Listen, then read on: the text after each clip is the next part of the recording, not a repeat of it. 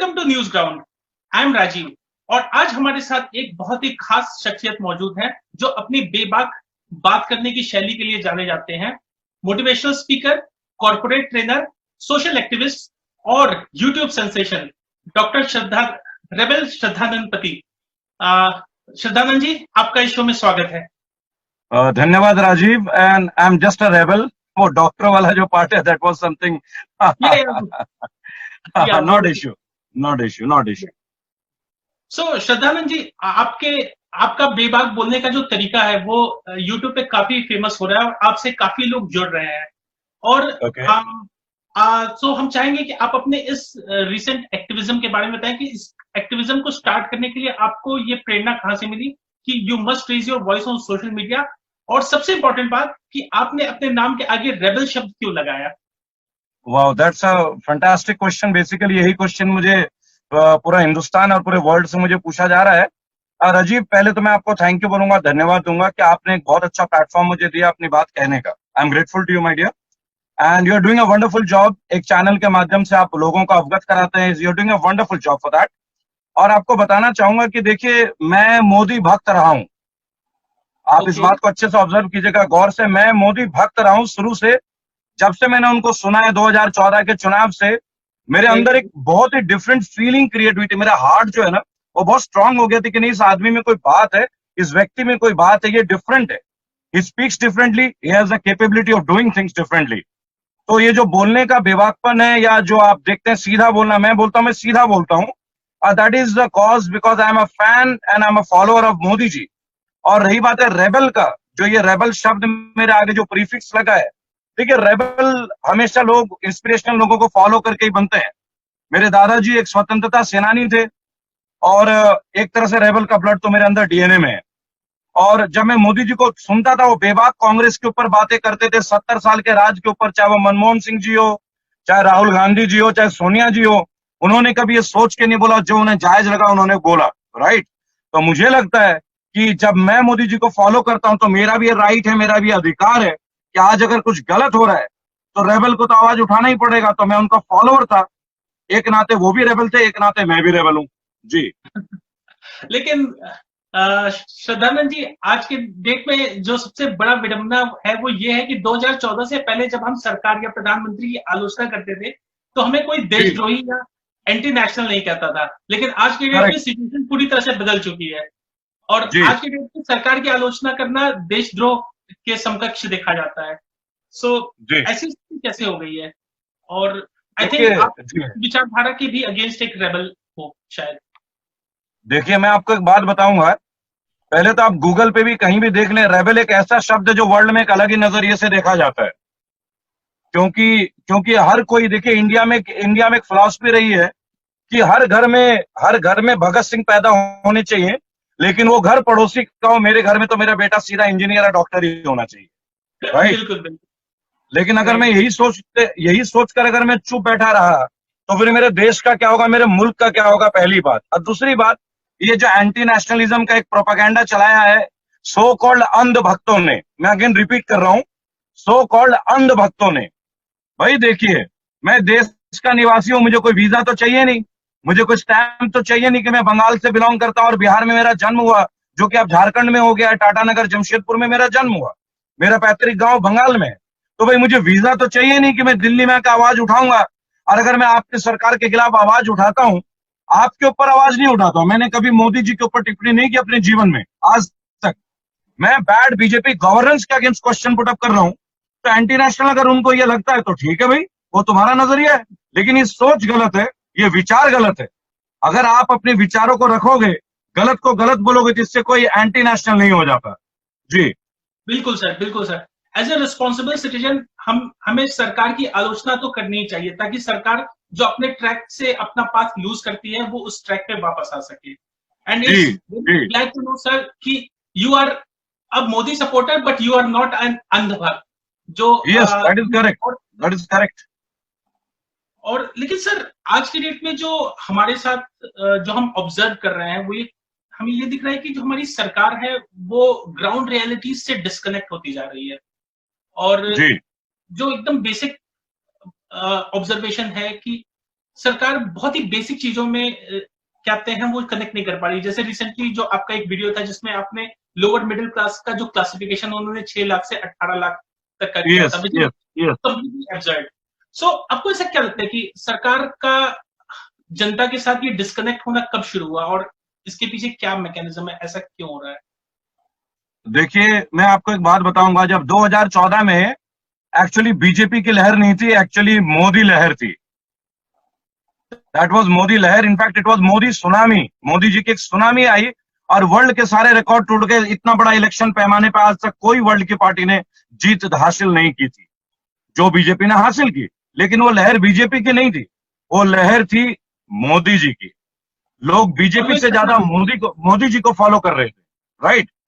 और मुझे ये लगा कि मोदी जी के नाम से जितने भी लोग चुनाव लड़े वो उसको इनकैश करते रहे, लेकिन जैसे उन्हें लगा कि अब तो हम हमेशा, उन्हें एक फीलिंग आ गई कि हम तो परमानेंट है।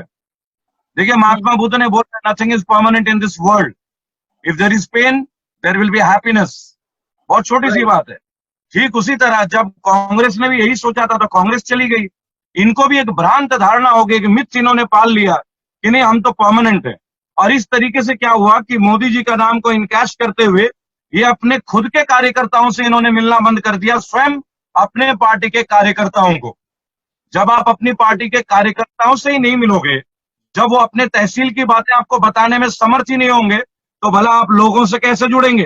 भाई, मोदी जी बैठे हैं दिल्ली में, आपने देखा होगा पिछले 5 साल में मोदी जी इंडिया में कहां रहे और बाहर ही ज्यादा घूमते रहे। हमारा मान सम्मान बढ़ा, हमारा देश का कद बढ़ा, हमारा देश का शौर्य तो शुरू से ही बढ़ा था, केवल मोदी जी की वजह से नहीं है। भारत महान है, महान था और महान ही रहेगा।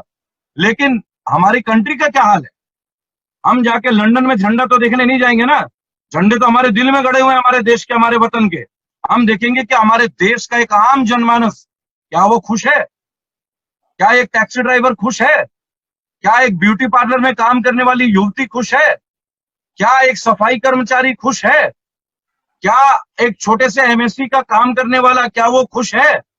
क्या एक पाव भाजी बेचने वाला खुश है? और मैं तो कहता हूं इनको तो छोड़िए, क्या आज एक चाय वाला खुश है? बिल्कुल सर, क्योंकि और इन सभी लोगों ने मिल करके ही कहते हैं इस सरकार को सपोर्ट किया था, जिसकी वजह से इनकी सुनामी जो है वो लोकसभा तक पहुंची।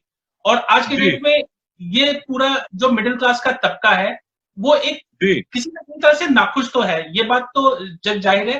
लेकिन फिर भी लोग जो है वो गवर्नमेंट या बैड गवर्नेंस के अगेंस्ट बोलने में उतने ज्यादा मतलब कि वोकल नहीं है, लोग डरते हैं। आई थिंक देखिए राजीव जी, ये डर कांग्रेस में तो नहीं था जब कांग्रेस का रूल था। ये डर दिल्ली में तो नहीं है जब आम आदमी पार्टी का रूल है। ये डर महाराष्ट्र में तो नहीं है। लोग बोलते हैं, मुझे ये बताया अरविंद केजरीवाल को कितनी बार लोगों ने स्याही फेंकी, कितने बार उनको थप्पड़ जड़े गए, लोगों ने प्रदर्शन किया। क्या वो माननीय नहीं है? वो भी एक माननीय मुख्यमंत्री है, आधुनिक पॉलिटिक्स के वो सबसे बड़े पॉलिटिकल लीडर भी रहे हैं।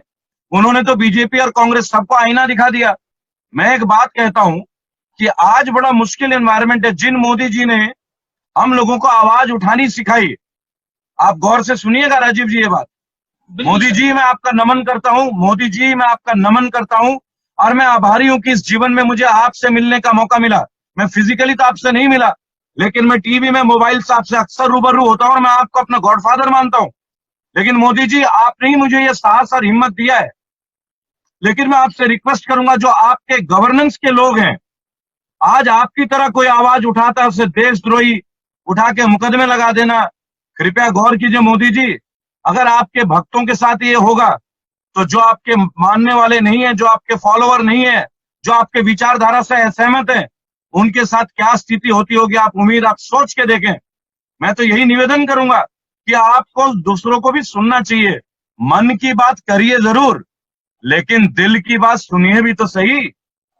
बिल्कुल, well said sir, well said, hats off to ji, you. आज की डेट में जो हमारा जो मिडिल क्लास का तबका है वो सबसे ज्यादा प्रभावित है after the migrant workers. Migrant workers पे हम बाद में आएंगे, लेकिन मिडिल क्लास जो अपना एक कोई छोटा बिजनेस चलाता है या ओला उबर या टैक्सी ऑपरेट करता है, लॉकडाउन के दौर में मिडिल क्लास का ने जॉब लॉस काफी ज्यादा देखा है।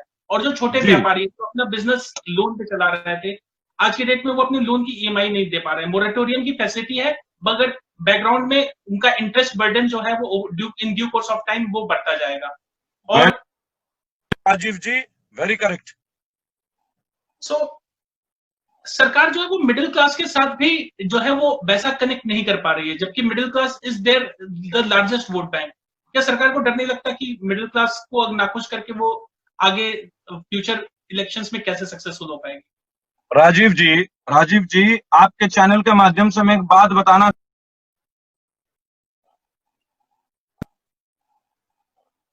कि राजीव जी, आपके चैनल के माध्यम से क्या आप मुझे सुन सकते हैं? हाँ हाँ सर, बीच में थोड़ा सा सिग्नल फ्लक्चुएट हुआ था, मगर अभी मैं आपको सुन सकता हूँ। मैं आपसे एक बात बताना चाहूंगा राजीव जी कि आप मुझे देख पा रहे हैं? पहले मुझे बताया, मैं विजिबल टू यू? सर आपका वीडियो पॉज हो गया है, बट आपकी आवाज आ रही है, so please continue sir. Video pause हो गई है? हाँ, आपका वीडियो पॉज हो गया है, but I can hear you, so आप कंटिन्यू करें। देखिए, मैं आपको एक बात बताना चाहूंगा। आज के जमाने में अगर मिडिल क्लास का एक मजाक बना के रख दिया गया, हम सभी का मजाक बना दिया गया है, मैं आपको बताऊं। और ये मजाक क्यों बना दिया गया, मुझे आज तक मीन्स ये समझ में नहीं आ रहा। मैं आपको क्लियर बताऊं, क्योंकि देखिए, मुझे लगता है कि मीन्स जस्ट एक मिनट होल्ड कीजिएगा सर। बिल्कुल सर, नो प्रॉब्लम। मेरा एक्चुअली सेल्फी जो वो ऑन नहीं हो रहा है, self stick, I don't know what is happening. एक minute sir. Okay, no problem.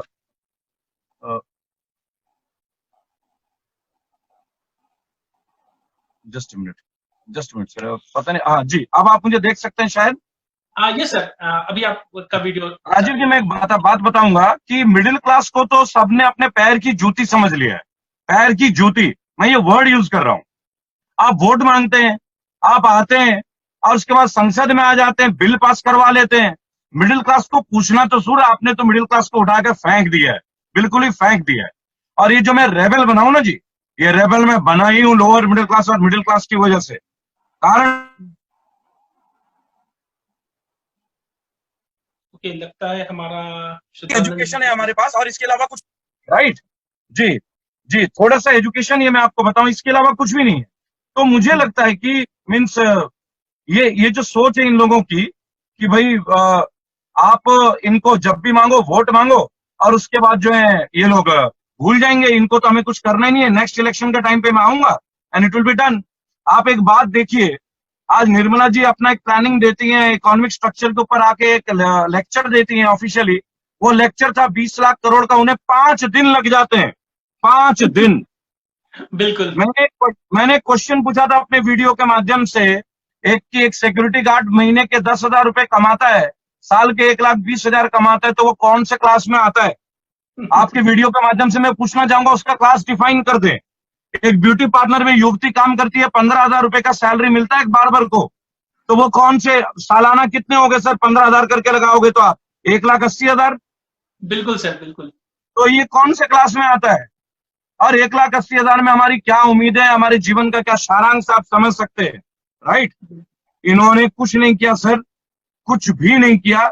इन्होंने 2016 में मोनेटाइजेशन जो किया ना, डिमोनेटाइजेशन, उसमें हमारे साथ एक ऐसा रूल हुआ कि जो हमारे महिलाओं, माताओं, बहनों पे छोटे छोटे पैसे होते थे ना, जो हमारे पॉकेट से निकाल कर जमा करती थी, और हमें पता नहीं होता था कि माता जी पापा के जेब से पैसे निकाल रही हैं।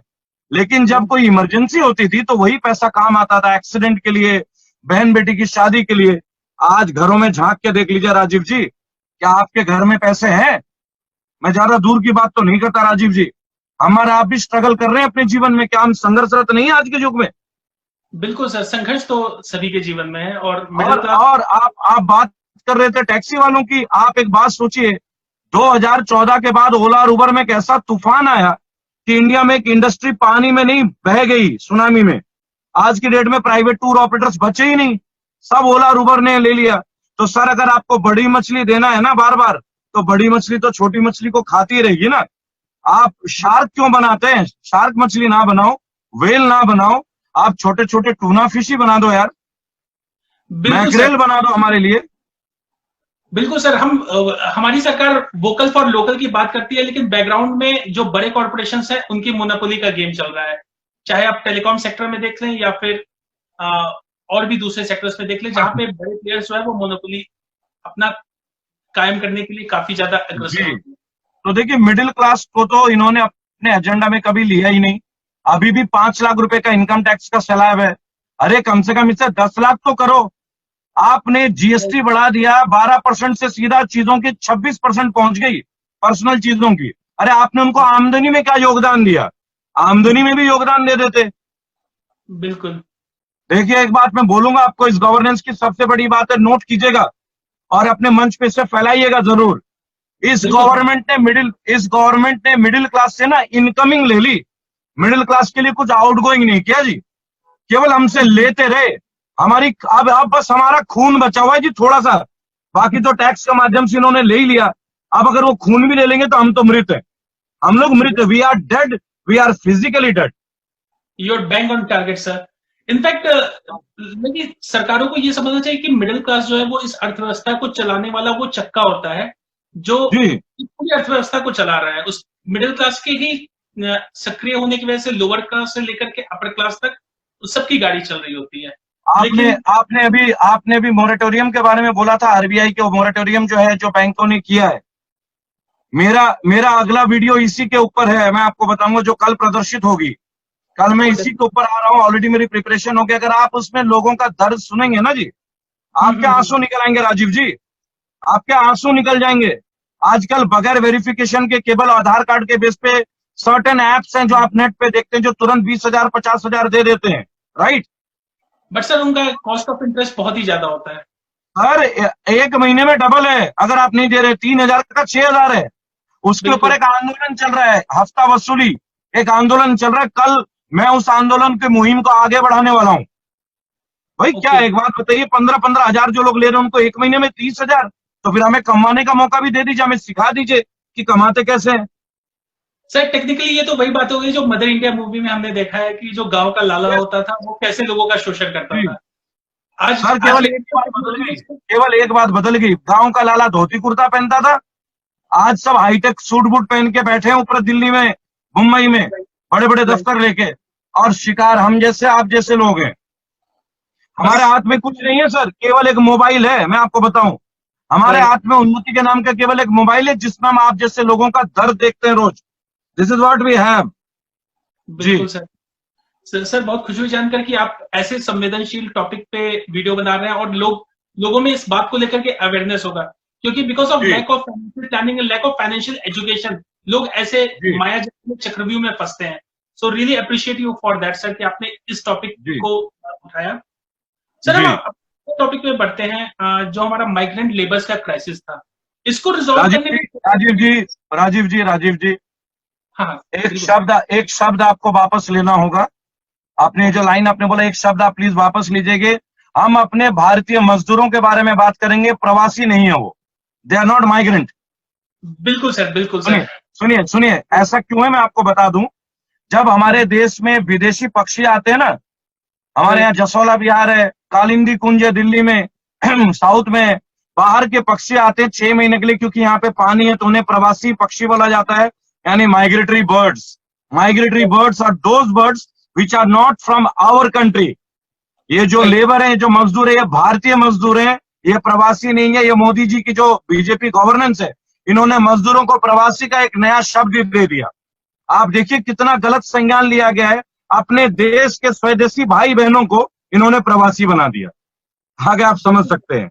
बिल्कुल सर। और इस बात को इतने स्ट्रक्चर्ड तरीके से बताया कि ये हमारे वोकेबलरी में हमारे जैन में आ गया है और जी जी जी really appreciate you for that sir कि आप जो है इस आप इतनी गहराई में जा रहे हैं कि हमारे जो बातचीत करने के जो तरीके हैं उसमें भी जी। कहते हैं सरकार का और मीडिया का जो प्रभाव है वो हमें कैसे प्रभावित कर रही है। ये हमें एक सेल्फ इंट्रोस्पेक्ट करने का मौका मिल पा रहा है सर रियली। सर इनका जो आईटी सेल है ना, इनका जो आईटी सेल है, जो ये व्हाट्सएप में मैसेजेस भेजते हैं, अगर कल को ये बोले ना कि चांद को सन बोलो, तो लोग चांद को सन भी बोलने लग जाएंगे, क्योंकि अंधभक्तों की कमी तो है नहीं ना इस देश में। राइट।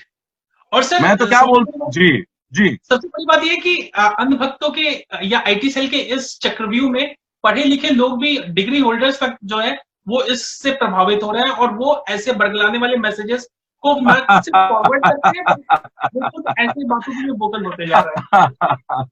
राजीव जी, एक बात बताइए, आप पढ़े लिखे लोगों की बात करते हैं, जब अमेठी में राहुल गांधी हारते हैं और स्मृति ईरानी जीतती है तो एक बात तो समझ में आता है कि ठीक है, राहुल गांधी ने काम नहीं किया होगा, बराबर, लोगों के मन में बैठा दिया गया, लोगों के मन में दिया गया, ठीक है राहुल गांधी ने काम नहीं किया होगा।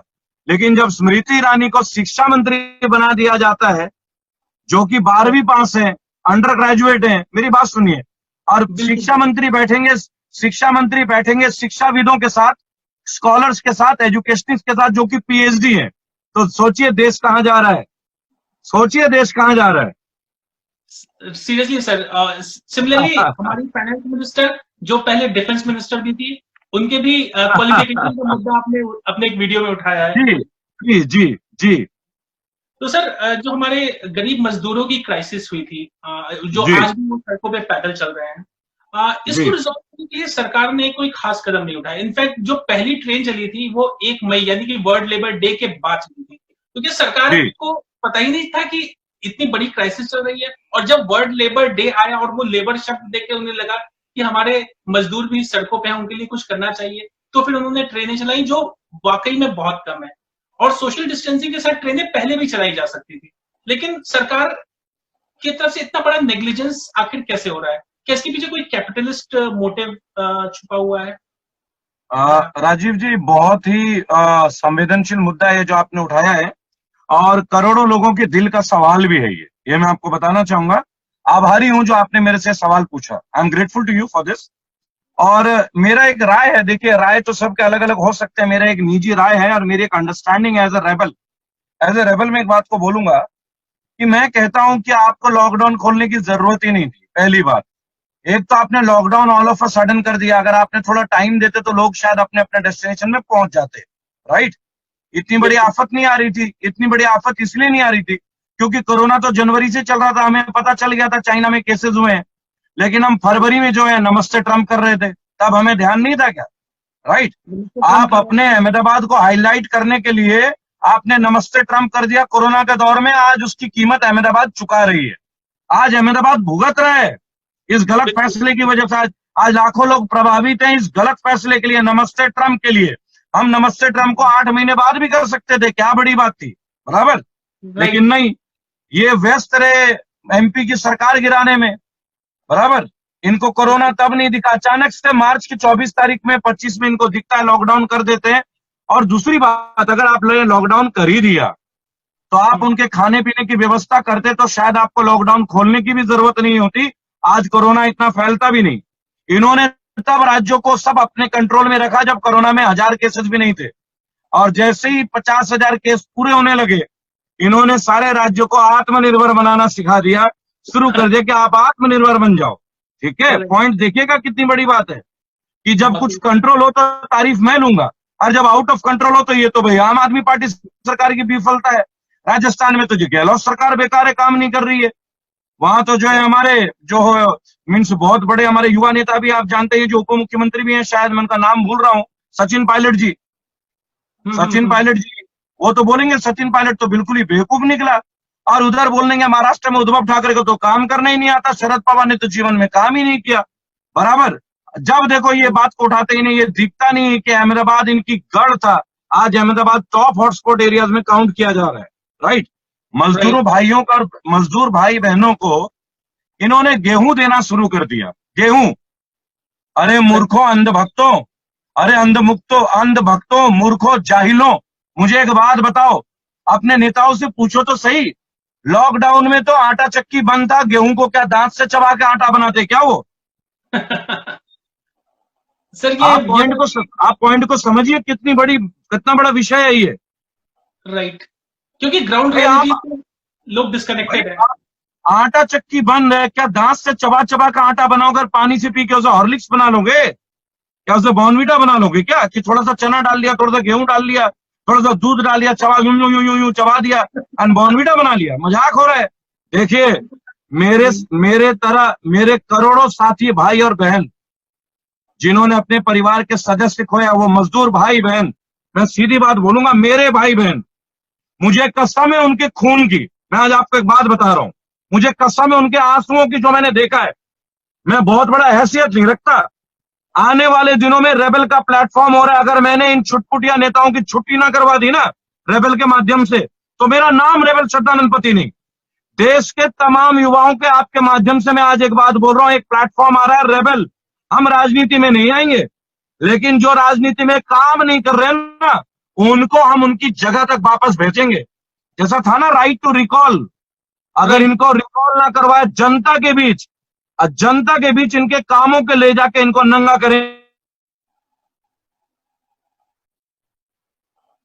हेलो, लगता है हमारा श्रद्धानंद जी के साथ संपर्क टूट गया है। सो उम्मीद करते हैं कि संपर्क जल्द से जल्द बहाल हो।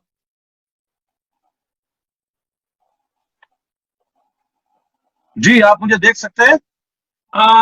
सर आपकी आवाज आ रही है, बीच में लगता है हमारा संपर्क टूट गया था। ओके, आपकी वीडियो नहीं आ रही, लेकिन आप अपनी बात पूरी करें सर। जी जी, तो देखिए अब शायद वीडियो भी आ गई होगी। हाँ सर, वीडियो भी आ गई। देखिए, मैं आपको एक बात बताऊंगा राजीव जी, जितने करोड़ों भाई बहन जिन्होंने अपने बच्चे खोए रोड एक्सीडेंट में, औरैया में 24 लोगों ने अपने प्राण से हाथ धो डाले, खाना खाते खाते रोटी बिगड़ी पड़ी थी। राजीव जी, आप एक बात सच बताएं, ना केवल एक मंच के माध्यम से, क्या हमारे दिल में आंसू नहीं आ जाते जब मैं किसी के बच्चे को देखता हूं कि उसका बच्चा मृत है? आप सोच के देखिए, अगर खुद के साथ ऐसा हो गया तो हम जी पाएंगे अपनों के बगैर? बिल्कुल सर। हमने उनको सड़क में प्यासा छोड़ दिया। मैंने जयपुर हाईवे का एक वीडियो देखा जिसमें एक आदमी मरे हुए कुत्ते के शव से उसका मांस खा रहा था। भाई साहब, क्या ये दिन देखने के लिए हमने वोट दिया था? क्या ये अच्छे दिन है? बिल्कुल नहीं सर। क्या उनके लिए अच्छे दिन है? उनके लिए अच्छे दिन है कि आप जिनको एयरपोर्ट का ठेका दे देते हैं, मेट्रो का ठेका दे देते हैं, उन लोगों के लिए अच्छे दिन है या हमारे लिए अच्छे दिन है? भारत ये बात नहीं भूलेगा। मैं भारत कह रहा हूं, गर्व महसूस करता हूं, मैं एक भारतीय हूं, मेरा देश ये बात भूलेगा नहीं कभी। कहते हैं ना अर्नब गोस्वामी, भारत पूछ रहा है, भारत पूछ रहा है, भारत पूछ रहा है। उससे पूछिए एक बार, कौन है भारत? भारत केवल तुम हो अर्नब गोस्वामी, या अंधभक्त हैं, या हम भी हैं भारत में? और अगर हम भारत के नहीं है तो हमारा मूल निवास प्रमाण पत्र बना दो यार, और हमें वहीं भेज दो, हमें वहीं भेज दो जहां तुम्हारा मन करे। धिक्कार ऐसे जर्नलिज्म पे जो देश के मुद्दों के लिए आवाज नहीं उठाता, केवल और केवल बीजेपी की बात करते हैं। अरे मैं बीजेपी के खिलाफ नहीं हूं, मैं बैड गवर्नेंस के खिलाफ हूं। अगर मोदी जी ये सब चीजें ठीक करते हैं, मैं दोबारा उनका मोदी भक्त बन जाऊंगा। क्या दिक्कत है? क्या दिक्कत है? काम करके दो जी। क्योंकि सर आज के डेट में एक ऐसा सिस्टम बन चुका है जो हमें गलत मुद्दों की तरफ भटकाता है, जिसमें से एक सबसे बड़ा मुद्दा तो यह है कि लोगों के दिमाग में यह भ्रम डाला जा रहा है कि हिंदू खतरे में है। लेकिन क्या आपको भी ऐसा लगता है कि हिंदू खतरे में है? मुझे तो ऐसा लगता है कि हमारी डेमोक्रेसी ही खतरे में है। राजीव भाई, हिंदू खतरे में है, ये बात सच है, लेकिन हिंदू किससे खतरे में, पहले आप वो जान लें। हिंदू खतरे में है अंधभक्तों से। राइट। हिंदू खतरे में है गलत प्रचार से। हिंदू खतरे में है भारत में जो आज हिंदू मुसलमान का जो एक लड़ाई किया जा रहा है, जबरदस्ती करवाया जा रहा है, हिंदू इससे खतरे में है। पहली बात, हिंदू मुसलमानों से खतरे में नहीं है। मेरी बात को आप गौर से ऑब्जर्व करेंगे। कोई भी हिंदू भाई या बहन, कोई मुसलमान भाई बहन से खतरे में नहीं है। पहली बात, वो इसलिए नहीं है क्योंकि हिंदू और मुसलमान नाम का कोई चीज ही नहीं है। सबसे पहले हम भारतीय हैं। राइट। हम भारतीय थे, हम भारतीय हैं, हम भारतीय रहेंगे। पहली बात। आज एक मैसेज लोगों के दिल में बैठाया जा रहा है, 15 करोड़ मुसलमान है। अच्छा चलो मान लिया 15 करोड़ मुसलमान है। अगर वो आप कहते हो, अगर अंधभक्त हो, तुम ये कहते हो कि 15 करोड़ मुसलमान है और तुम ये कहते हो तो 100 करोड़ हिंदू हैं, तो यार 1:6 का रेशियो तो आ ही जाता है, ठीक है ना? फिर भी खतरे में, फिर भी खतरे में। कम से कम मैथ्स ही समझ लेते, मैथ्स ही समझ लेते हैं। एक छोटी सी बात है, अगर ऐसा होता तो इजराइल एक बहुत ही छोटा सा देश है और पूरा घिरा हुआ है, तो फिर तो वो खतरे में पैदा हो रहा है, जी रहा और मर रहा है। देखिए, चीजों को ना रिलीजन से कनेक्ट करना बंद कर दीजिए। मेरे जीवन के सबसे बेहतरीन जो मित्र हैं, उनका नाम है डॉक्टर मोहम्मद फिराज एहसन। मैं नाम ले रहा हूं, वो कभी भी नेट पे ज्यादा नहीं होते हैं। केरला में महात्मा गांधी यूनिवर्सिटी में असिस्टेंट प्रोफेसर हैं वो, एंड इससे पहले फेलोशिप उन्होंने स्वीडन से की थी। बेहतरीन व्यक्ति हैं, सरल, मेरा चाइल्डहुड फ्रेंड है जी। डॉक्टर मोहम्मद फिराज एहसन। और मैं जहां से, देखिए मैं नॉन वेजिटेरियन हूं, मैं जहां से लेता हूं चिकन एंड ऑल, वो पूरी मंडी मुसलमान भाइयों से, बराबर, ठीक है। बिल्कुल। जहां मैं सब्जियां लेता हूं पिछले 12 साल से, वो भी मुसलमान भाई हैं मंडी में। मैं तो आज तक खतरे में नहीं आया, मैं तो आज तक खतरे में नहीं आया, ठीक है।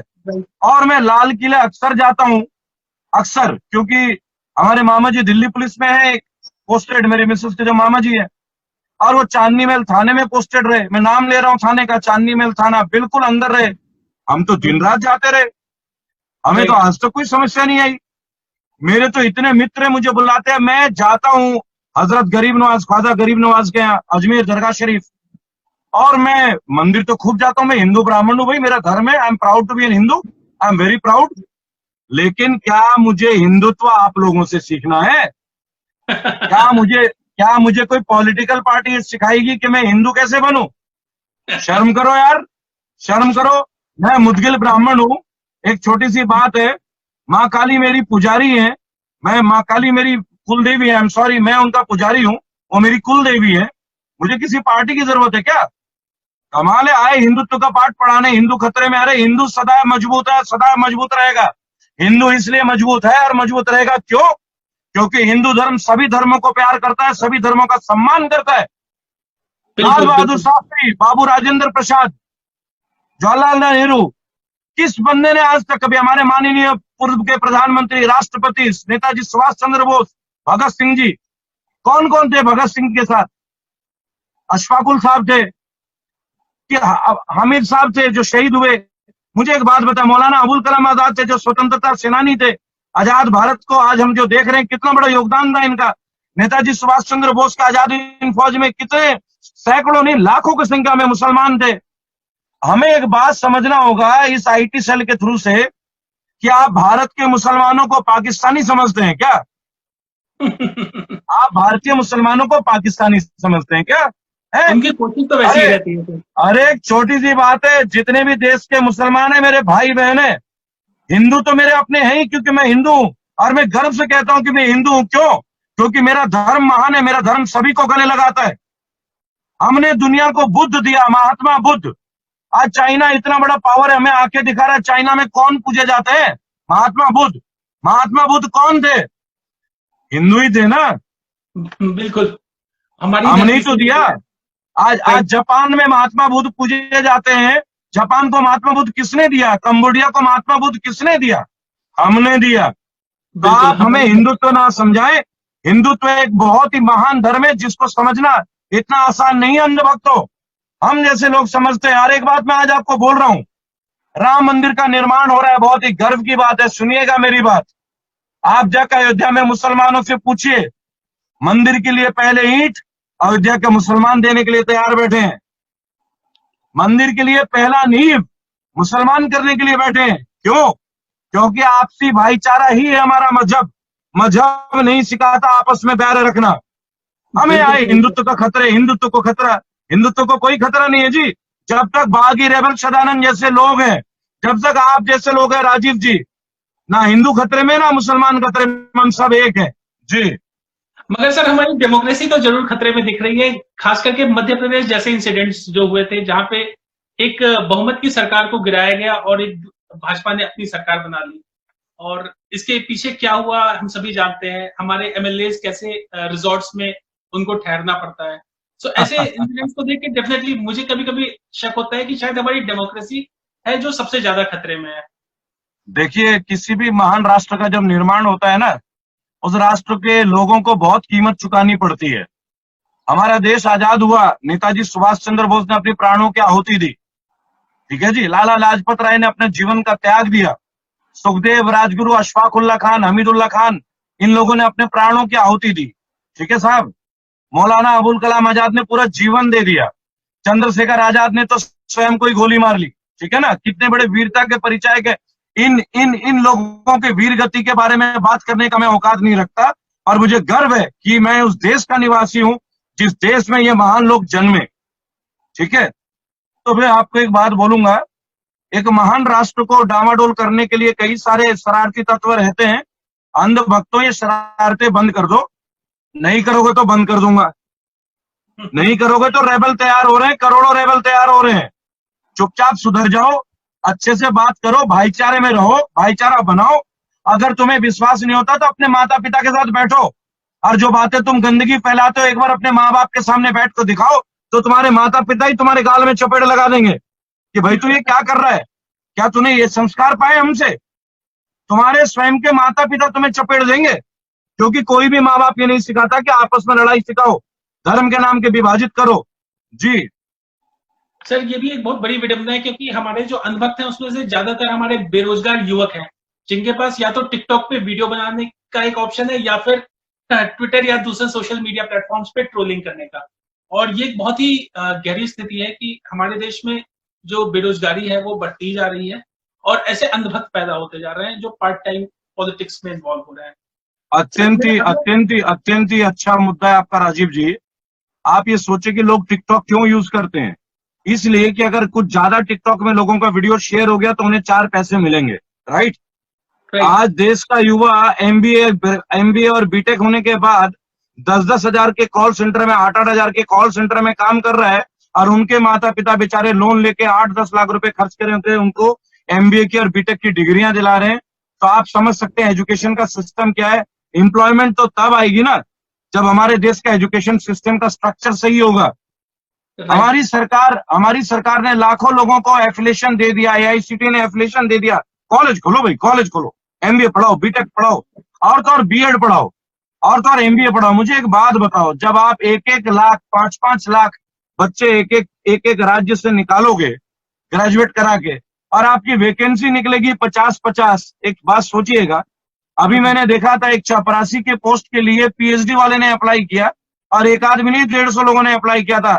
मुंबई की बात थी पिछले साल की। तो मुझे एक बात बताओ, एक पीएचडी यानी कि डॉक्टरेट इन अ सब्जेक्ट, अगर वो एक चपरासी के लिए अप्लाई कर रहे हैं तो कितना बड़ा क्वेश्चन मार्क है हमारे गुड गवर्नेंस के ऊपर। हमारे जो अच्छे दिन है ना, अच्छे दिन आएंगे, अच्छे दिन आएंगे।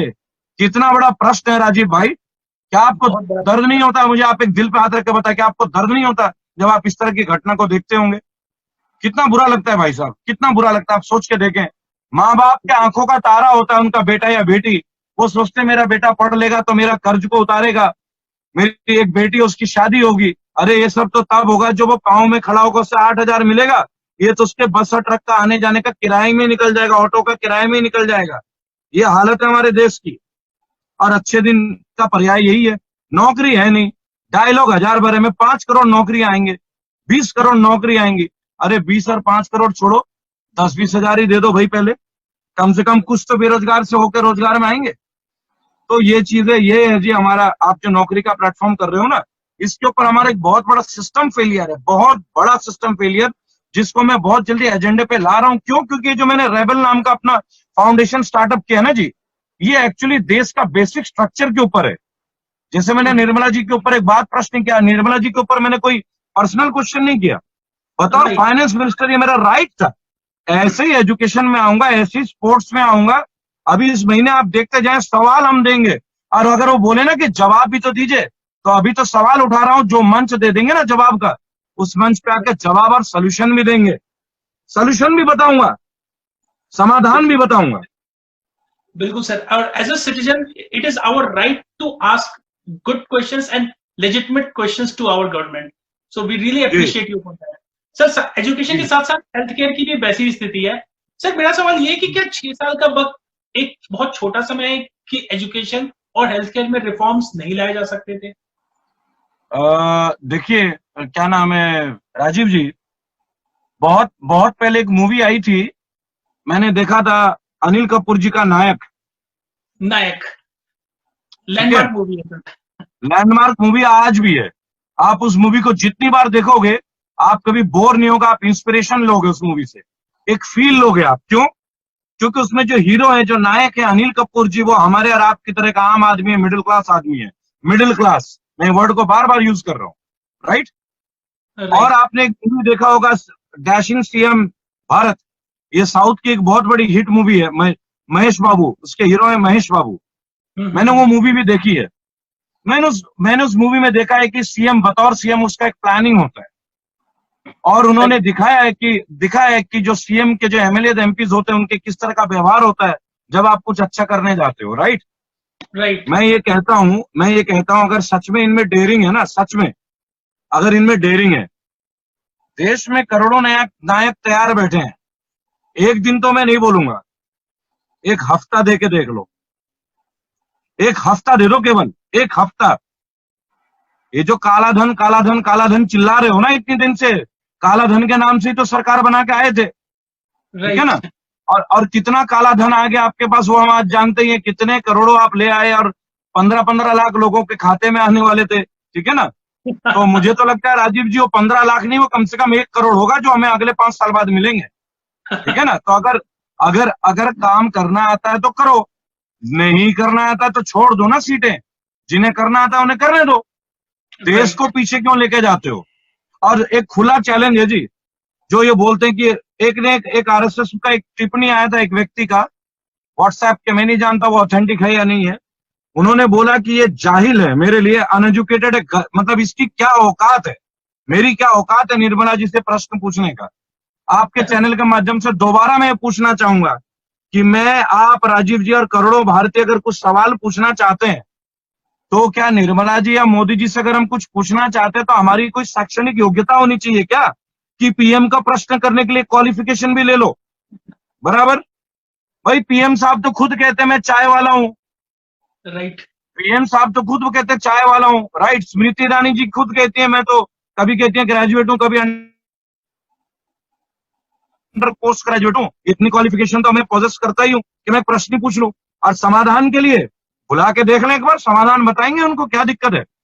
लोगों के बीच आएंगे ना जंतर मंतर में समाधान देने के लिए, बहुत जल्द आएंगे जी। बिल्कुल। बिल्कुल सर, जब हमारे राजनेताओं के पास कुछ कहने को नहीं बचता है तब फिर वो पर्सनल लेवल पे आकर के व्यक्तिगत टिप्पणी करते हैं। तो वो एक जी व्यक्तिगत टिप्पणी इस बात का सबूत है कि आपकी बातें जो है वो एक इम्पैक्ट डाल रही हैं लोगों में। जी सो दिस इज जी। Sir, thank you. Nayak movie से एक रेफरेंस आता है कि आपने पास्ट में एक पॉलिटिकल पार्टी ज्वाइन किया था जो सिर्फ आपने 3 दिन में छोड़ दिया। कैसा रहा अनुभव? और नायक मूवी से ही रेफरेंस लेके मैं पूछना चाहूंगा कि नायक मूवी में अल्टीमेटली अनिल कपूर जो पॉलिटिक्स में नहीं जाना चाहते थे, लेकिन देश हित में वो पॉलिटिक्स में जाते हैं और वो सीएम भी बनते हैं। सो फ्यूचर में क्या आप भी राष्ट्र हित में कुछ ऐसा सोच सकते हो? देखिए राजीव जी, मैं कल कांग्रेस के कुछ आला अधिकारियों से मिला हूं। मैंने अपने फेसबुक लाइव में कल किया था, मैं कहीं भी जाता हूं तो पहले लाइव हो जाता हूं और इत्तला करता हूं अपने लोगों को। और मैं गया था कल मैं जयप्रकाश अग्रवाल जी से मिला, जो कि 5 बार सांसद रहे चांदनी चौक के आसपास के क्षेत्र से, और 100 साल का कांग्रेस का इतिहास है। इनके जो बेटे हैं मुदित अग्रवाल जी, वर्तमान में वो दिल्ली कांग्रेस कमेटी के वाइस प्रेसिडेंट भी है और ऑल इंडिया कांग्रेस के स्थायी मेंबर भी है। वो लोग मेरे से एक चर्चा करना चाहते थे, मुलाकात करना चाहते थे, मैंने मुलाकात की, राइट। अभी मेरे पास आम आदमी पार्टी के लोग भी मिलना चाहते हैं, मेरे पास आया है गोपाल राय जो कैबिनेट मिनिस्टर है, उनके यहाँ से भी एक आया है मिलने का, तो मिलूंगा, मैं उनसे भी अवश्य मिलूंगा। और इसके अलावा भारतीय राष्ट्रीय किसान यूनियन है टिकैत ग्रुप से, वहां से भी मेरे पे कुछ आई है, सबसे मिलूंगा। मैं आपको एक बात बताना चाहूंगा, जब आपने प्रश्न उठाया है, देखिए देखिए, देश में राजनीतिक पॉलिटिकल पार्टियां आती है कि हम ये करेंगे हम ये करेंगे। पहली बार भारत के इतिहास में एक चीज होगा कि एक पॉलिटिकल पार्टी नहीं, एक संगठन आ रहा है रेबल के नाम से, रेबल्स। रेबल्स, मैंने जैसा पहले भी कहा था, हर जिले में जाऊंगा, हर राज्य में जाऊंगा, हर तहसील में जाऊंगा, मैं पार्टी नहीं देखूंगा कि आम आदमी पार्टी है, कांग्रेस है, बीजेपी है, सीपीएम है, कौन सी पार्टी है, या कुमार स्वामी जी की पार्टी है, जनता दल यूनाइटेड है, या जनता दल यूनाइटेड सेक्युलर। हर गली में जाऊंगा। 1 महीने की बात है, लॉकडाउन खुलने तो दीजिए, वॉलंटियर्स आ रहे हैं हमारे साथ, एक से एक आईजी, एक से एक IFS, IPS, IAS officer, retired जजेस रिटायर्ड हमारे पैनल में आ रहे हैं। निःशुल्क भावना से आ रहे हैं, राष्ट्र सेवा की भावना से आ रहे हैं, कोई उद्देश्य से नहीं आ रहे हैं। और हम टीम अप पूरे इंडिया के लिए, केवल दिल्ली के लिए नहीं, पूरा इंडिया के लिए। केरल जाऊंगा, पंजाब जाऊंगा, पंजाब और हरियाणा तो मेरे अगले हफ्ते ही है। लोगों से मिलूंगा और ब्लॉक वाइज अपने कोऑर्डिनेटर अपॉइंट करूंगा, लेकिन not as a political party. अभी क्या है, देश में ना विपक्ष नहीं है, इंडिया को एक ऑपोजिशन चाहिए। अगर ऑपोजिशन होगा ना तो गवर्नेंस जो है सोच समझ के काम करेगी, उन्हें डर भी रहेगा। अभी ऑपोजिशन नहीं, अभी तो ऑपोजिशन को खरीद लिया जा रहा है। पता नहीं क्या होता है, ज्योतिरादित्य सिंधिया इतने पुराने कांग्रेसी होते हैं, पता नहीं कौन से डाबर लाल घुट्टी लेते हैं और तुरंत ही आके घुस जाते हैं जी। कौन सा च्यवनप्राश खा लेते हैं बीजेपी का हमारा संपर्क श्रद्धानंद जी से लगता है टूट गया है। कांग्रेस कांग्रेस में उन्हें क्या क्या क्या नहीं मिला सम्मान, में तो ये नहीं समझ पा रहा हूं। और यही बात मेरे को अखरती है, यही बात मुझे चुभती है कि भाई कांग्रेस ने आपको कब सम्मान नहीं दिया। अगर आपको कांग्रेस में खामियां थी एक बार टीवी में आके कह तो देते। टीवी में आके उस दिन कह रहे हो जिस दिन बीजेपी का झंडा ले रहे हो, जिस दिन बीजेपी का ये जो होता है ना पहनावा, जैसे मैंने ये डाल लिया अपने गले में, उनका गमछा डाल लिया आपने, समझ रहे हैं आप। तो ये एक बहुत बड़ा कंसर्न है। तो मैं आ रहा हूं नेशनल प्लेटफॉर्म में, लाखों करोड़ों लोगों के साथ आ रहा हूं। करोड़ों लोग तैयार हैं, अभी एक आवाज में लोग तैयार हैं। आज भी लोग कह रहे हैं कि सर हम कैसे भी आ जाएंगे, आप हमें बुलाओ तो सही, हम सोशल डिस्टेंसिंग का भी पालन कर लेंगे। दिल्ली से हर जगह 1-1 5-5 फुट से हम सब खड़े होकर धूप में सारा दिन खड़े रहने को तैयार हैं। रेबल साहब आप एक बार आवाज तो दें। लेकिन कमाल की बात देखिए राजीव जी, अभी भी विपक्ष के जो बड़े नेता हैं उनके पास इतना टाइम नहीं है कि एक रेबल से मिल लें। उनके कार्यकर्ता मेरे वीडियो शेयर कर रहे हैं, कांग्रेस के लोग मेरे वीडियो शेयर कर रहे हैं, आम आदमी पार्टी के लोग मेरे वीडियो शेयर कर रहे हैं। लेकिन अभी तक इन पार्टियों के मुखियाओं को टाइम नहीं मिला, फिर चाहे वो मायावती जी हो, चाहे अखिलेश यादव जी हो, चाहे माननीय राहुल गांधी हो, चाहे माननीय केजरीवाल जी हो और ममता बनर्जी हो, इनको अभी तक एक सिंगल फुर्सत नहीं मिली और 34 करोड़ लोग मेरे से जुड़ते जा रहे। आप सोचें। और नहीं सर, क्योंकि आप लोगों के साथ बहुत अच्छा कनेक्ट कर रहे हो, इसीलिए लोग आपसे प्रभावित हो रहे हैं। और जो लोगों की जो दुख की नब्ज होती है, आपने उस नब्ज को उभारा है। सो डेफिनेटली आपका ये कारवा और भी ज्यादा ग्रो करेगा। आज हम आपसे जुड़े हैं, और भी लोग आपसे जुड़ेंगे। धन्यवाद सर, अब हम अपने इस डिस्कशन के आखिरी पड़ाव की तरफ बढ़ रहे हैं और आपने मिडिल क्लास के लिए you are an eye opener, definitely no need to say that. लेकिन सर मिडिल क्लास का जो संघर्ष है, क्योंकि we as a middle class, हम रोटी कपड़ा मकान को अचीव करने के बाद अपने एस्पिरेशंस और अपने सपनों के लिए हम अपनी सारी एनर्जी और रिसोर्सेज लगा देते हैं। और इस एस्पिरेशंस की जो रैट रेस होती है, इस अंधे दौड़ में हम शायद हमारे लिए कभी प्रायोरिटी ही नहीं रहता है कि हम ये खुद से पूछ सके या समाज से पूछ सके या सरकार से पूछ सके कि good governance has to be our priority. So middle class को अगर अपनी ये सोच बदलनी है तो वो सोच कैसे बदली जा सकती है, और इसके में आपका क्या? पहला सोच तो मैं आपको एक बात बताऊंगा कि दुनिया की बातों को छोड़ दो मेरे भाइयों। मिडिल क्लास जो है, मैं इसी जाति से संबंध रखता हूं। मैंने तो मिडिल क्लास को एक जाति डेफिनेशन दे दिया, इसमें कोई धर्म नहीं है, एक जाति है जी, ठीक है ना। हम लोगों की एक ही बात है कि हम लोग लोअर मिडिल क्लास और बेचारे मिडिल क्लास हैं। लेकिन अब हम बेचारे नहीं है और अब हम बेचारे नहीं रहेंगे। पहली बात, हमें नहीं जरूरत है कि पड़ोस का बेटा भगत सिंह हो। हम गर्व से बोलेंगे कि भगत सिंह हमारे घर में ही है। हर आदमी के दिल में भगत सिंह होना चाहिए, एक रेबेलियन होना चाहिए, एक रेबल होना चाहिए। और मैं आपको बताता हूं, भारत में तो हर आदमी रेबल है, बस हमने उसको सुला रखा है। हमने उसे सुला रखा। अगर हमने जगाना शुरू कर दिया ना, ये सो कॉल्ड हाईकोर्ट नेता जो फॉर्च्यूनर में पजेरो में घूमते हैं ना और ऑडी और बीएमडब्ल्यू में, इनके होश उड़ जाएंगे। और अब इनके होश उड़ने के दिन आने वाले हैं, मैं आपको बताऊं। तैयार हो जाओ भाइयों और बहनों, जो लोग पद पे हैं और ऊंचे ऊंचे कद पे हैं, तैयार हो जाओ। अपने अपने सांसद निधि फंड को खर्च करना शुरू कर दो, नहीं तो तुम्हारा छोटा भाई आ रहा है। तुम्हारा भाई बन के आऊंगा, तुम्हारे घर पे आऊंगा, तुम्हारे गेट के बाहर आके खड़े होऊंगा, तुम्हारे संसदीय क्षेत्र के लाखों लोगों को ले आके सोशल डिस्टेंसिंग का पालन करते हुए तुम्हारे घर के आगे खड़े हो जाऊंगा, लेट जाऊंगा। अगर जरूरत पड़े तुम अपनी गाड़ी मेरे ऊपर चढ़ा देना।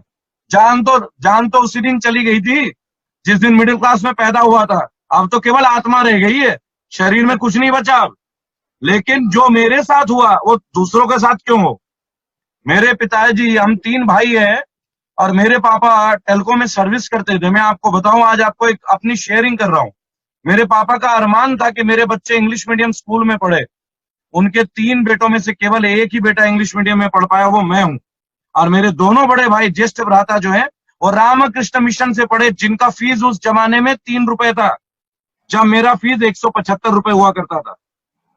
आप सोचे कितनी। और मैं जो इंग्लिश सीख के आता था अपने स्कूल से, बिकॉज मैं क्रिश्चियन स्कूल में था, और मेरे father, principal father Galbert, what an amazing person, and मेरे इंस्पिरेशन सोल है, वो आप इस दुनिया में नहीं है।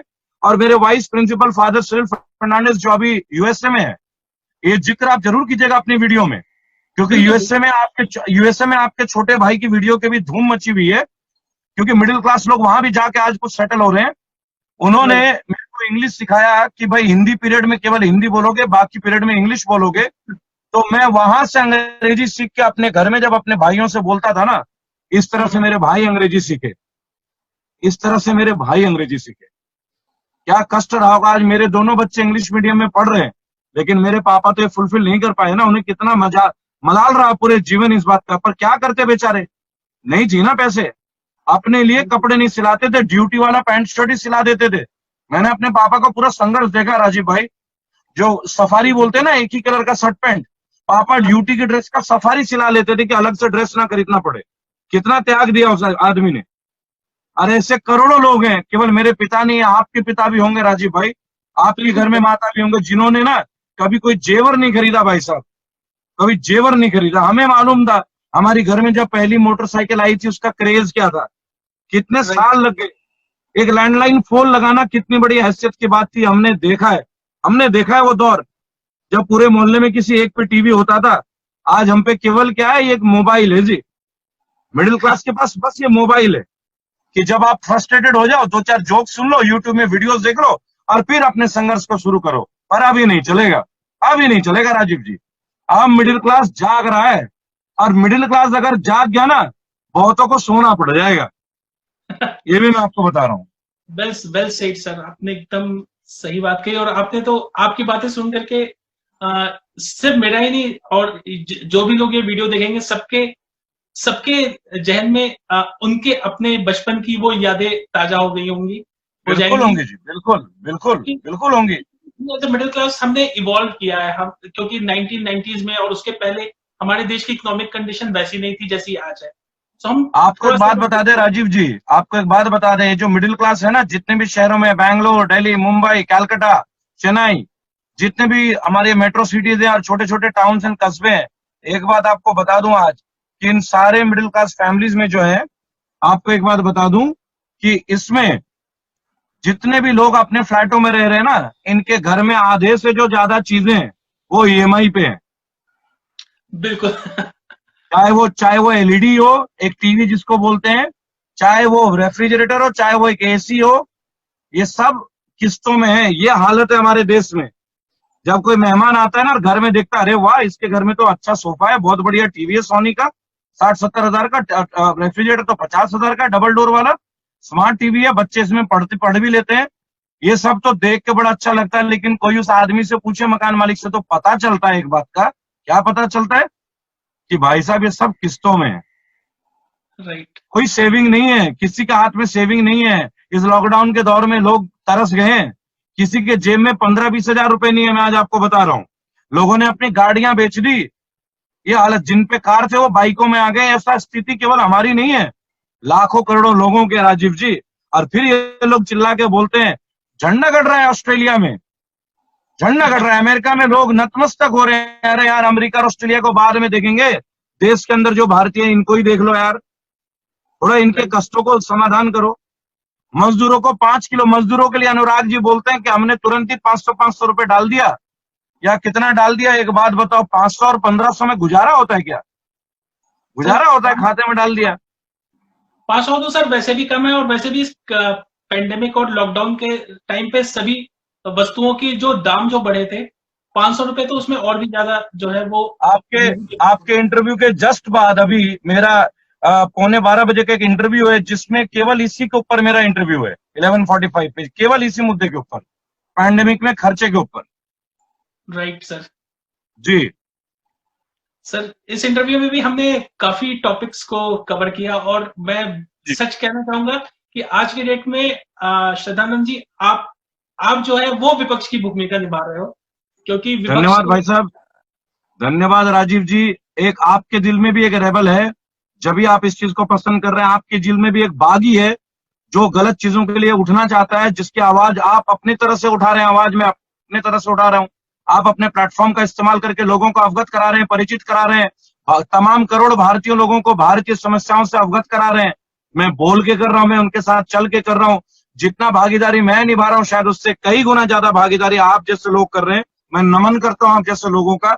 ऐसे काम करते रहिए सर। सदानंद बागी जैसे लोग तो आएंगे और जाएंगे, क्या पता कल हो ना हो, लेकिन मैं एक बात बोलूंगा, आप लोग अगर हैं तो आप लोगों का मंच है, और आप लोगों का अगर मंच है तो लाखों बागियों का आवाज एक सुर में आपके साथ है।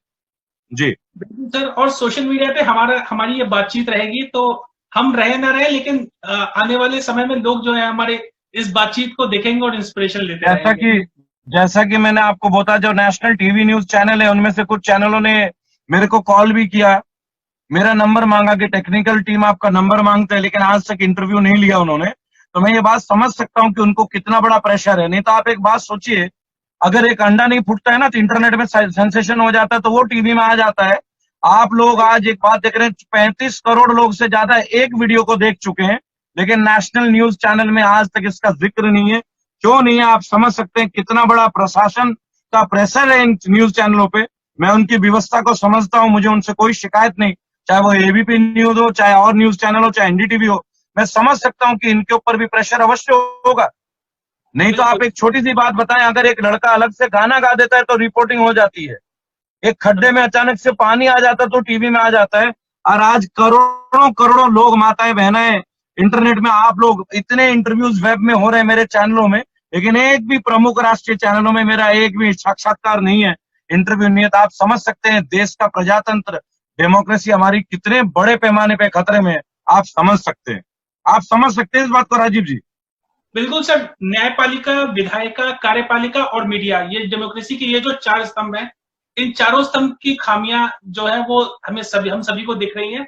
लेकिन अच्छी बात यह है कि internet is accessible to everyone, और इंटरनेट के माध्यम से हम अपनी बात जो है वो करोड़ों देशवासियों तक पहुंचा सकते हैं।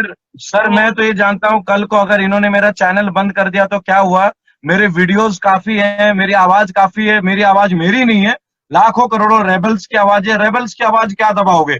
जमाने ने बहुत कोशिश कर ली, अंग्रेजों ने कर ली, मुगलों ने कर ली, फ्रांसीसियों ने कर ली, पुर्तगालियों ने कर ली, कभी भी आप बगावत को नहीं रोक सकते।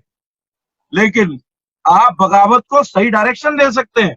आप हमारी समस्याओं का समाधान करें, मैं नतमस्तक हो जाऊंगा, अंधभक्तों में नतमस्तक हो जाऊंगा। मैं मोदी भक्त था, मैं दोबारा मोदी भक्त बन जाऊंगा। बस आप मेरे करोड़ों मजदूर भाई बहनों का इंसाफ करो, उनको जो दुख पहुंचा है उनकी संवेदनाएं लो, राष्ट्रीय प्रमुख चैनलों में आके माफी मांगे अपनी गलतियों की, क्योंकि जो वीर होते हैं ना, क्षमा वीरस्य भूषणम कहा जाता है ना, आप क्षमा प्रार्थी हो। अगर मैं गलती करता हूं मैं भी क्षमा प्रार्थी होऊंगा। आप अपने, ये एक अपराध है जो लोगों के बीच हुआ है, आप इससे लोगों के बीच आके स्वीकार करें, आए, उनको यकीन दिलाएं। आज उत्तर प्रदेश में सबसे महंगी बिजली हम ले रहे हैं, क्यों ले रहे हैं भाई? क्या ये अच्छे दिन है? क्या ये अच्छे? बिल्कुल। आज टमाटर जो है गांव के क्षेत्र में 5 रुपए 10 रुपए किलो बिक रहा है लौकी, लेकिन शहरों में बिक रहा है 20-30 रुपए किलो। किसान को क्या मिल रहा है? किसान को आखिर क्या हासिल है? आओ किसानों के बीच, क्या गन्ना किसानों का भुगतान कर दिया आपने? क्या किसानों के ऊपर जो मुकदमे थे भूमि अधिग्रहण के, जो आप चिल्ला चिल्ला के बोलते थे, आप, ज्यादा बड़ी बात नहीं, उत्तर प्रदेश के भट्टा पारसौल, घोड़ी बछड़ा भट्टा परसौल में लोगों ने अपनी आहुति दे दी, आज भी मुकदमे में अपने घर बेच दिया उन्होंने मुकदमे लड़ने के लिए। अब तो भाई वो कर लो, अब तो उनके मुकदमे ले लो भाई वापस। आपने तो अपना वादा किया था, आपने उनके साथ क्या इंसाफ किया? चलिए, आपके साथ तो मैं हमेशा रहूंगा राजीव जी, आगे भी जब कभी आपको लगे आपके मंच में मेरी आवश्यकता, मैं रहूंगा आपके साथ जी।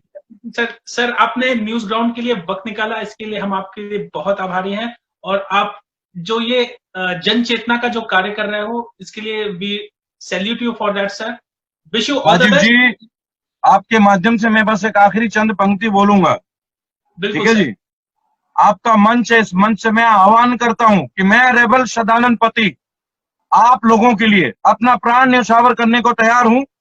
विभिन्न जिलों के, विभिन्न राज्यों के माताएं बहनें, भाई, मेरे छोटे अनुज, मेरे ज्येष्ठ भ्राता, मैं हिंदी शब्दों का यूज कर रहा और इंग्लिश में बोलूंगा, the people and fraternity of all caste, creed and religion, believe me as your own son, I am there for you. मैं आप लोगों के लिए हूं। The voice can not be suppressed, ये आवाज कोई नहीं दबा सकता। The rebellion can not be stopped, बगावत कोई रोक नहीं सकता। The rebel can not be stopped, बागी को कोई रोक नहीं सकता। करोड़ों बागी तैयार हैं, आप लोग तैयार रहिए। मेरे YouTube चैनल को आइए, उसको जरूर सब्सक्राइब कीजिए, क्योंकि उसी प्लेटफॉर्म के माध्यम से लाखों लोगों को मैं अपने मैसेज दूंगा। और बहुत जल्द इस राष्ट्रीय जो राजनीति चल रही है ना, इसके बीच में हम आने वाले हैं, बट एज ए रेबल आने वाले हैं, not as a political party. पर हम पॉलिटिकल पार्टियों को ये सिखाएंगे कि आपको नेता कैसे चुनना है, आपको कैंडिडेट कैसे चुनना है। हेमा मालिनी जैसे लोगों को चुनना है जो कैंट के आरओ बेचती हैं। मथुरा का क्या हाल है आप मेरे वीडियो में देख सकते हैं राजीव जी। बिल्कुल सर, बिल्कुल सर, आपका मथुरा वाला वीडियो भी काफी वायरल हो रहा है।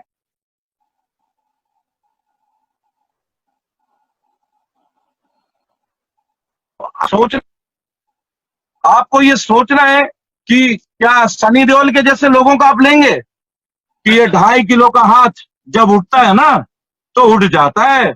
अरे भाई साहब, आपके 2.5 किलो के हाथ हमने खूब देख लिए पर्दे में, वास्तविक जीवन में दिखाओ अपना 2.5 किलो का हाथ। आओ अपने क्षेत्र में, बताओ आपने क्या क्या काम किया है जब से आपका निर्वाचन हुआ, जब से आप चुन के आए हैं प्रतिनिधि बन के, जब आप जनप्रतिनिधि बन के आए हैं, आपने कितने काम कर दिए। कहाँ है आप कोरोना में सनी देओल साहब, कहाँ गया आपका 2.5 किलो का हाथ। आपने बोला था ना तारीख तारीख तारीख, अब आपसे मिलने के लिए भी हमें तारीख तारीख और तारीख लेना होगा। मेरे भाइयों, मेरे बहनों और वीर माताएं, माताओं में आपका धन्यवाद देता हूं, क्योंकि आप वीर माता ही वीर पुत्र को जन्म देती हैं। सीधी बात है, भारत की हर नारी वीर है, वीरांगना है। और वीरांगनाएं तो आप मेरी बात सुने, आज चाइना को लेकर हलचल है। मैं मोदी जी से एक आह्वान करूंगा, मोदी जी आधी रात आवाज दे देना, आधी रात करोड़ों आपके बच्चे तैयार हो जाएंगे, महिलाएं, बच्चे, औरतें तैयार हो जाएंगे। चाइना की तो ऐसी की तैसी, आप विश्व में कहीं भी खड़ा कर ले, हमारे भारतीय फौजी हमारे शान है, मान है, अभिमान है, गर्व है हमें इनके ऊपर। हर कोई तैयार है, इस मामले में कोई आपसे अलग नहीं है। लेकिन देश के लोगों को मजबूत करें। हम लड़ने चले जाएंगे चाइना से, हमें आपस में ना लड़ाएं। जो बीजेपी के दौरान कुछ जो प्रॉब्लम्स हुई हैं, इनको सुधार करें, इनको ठीक करें। आपने जो बिल लाए हैं, चाहे वो सीए हो, एनआरसीसी हो, एनआरसी हो, इनके ऊपर गौर करें, लोगों के बीच में आए, जाने लोगों के जनमानस की भावनाएं।